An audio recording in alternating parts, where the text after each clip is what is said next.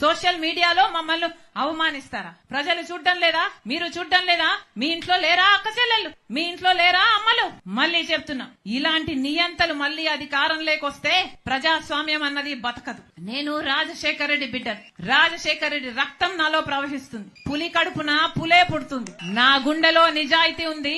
నా పుట్టింటి ప్రజలకు అన్యాయం జరిగింది కాబట్టి వాళ్ళ హక్కుల కోసం కొట్లాడడానికి వచ్చా. ఇక్కడ ప్రత్యేక హోదా వచ్చేంత వరకు రాజశేఖర రెడ్డి బిడ్డ ఇక్కడ నుంచి కదలదు. పోలవరం ప్రాజెక్టు పూర్తయ్యేంత వరకు రాజశేఖర రెడ్డి బిడ్డ ఇక్కడ నుంచి కదలదు. బ్రహ్మాండమైన రాజధాని వచ్చేంత వరకు రాజశేఖర రెడ్డి బిడ్డ ఇక్కడ నుంచి కదలదు. గాలేరు నగరి పూర్తయ్యేంత వరకు రాజశేఖర రెడ్డి బిడ్డ ఇక్కడ నుంచి కదలదు.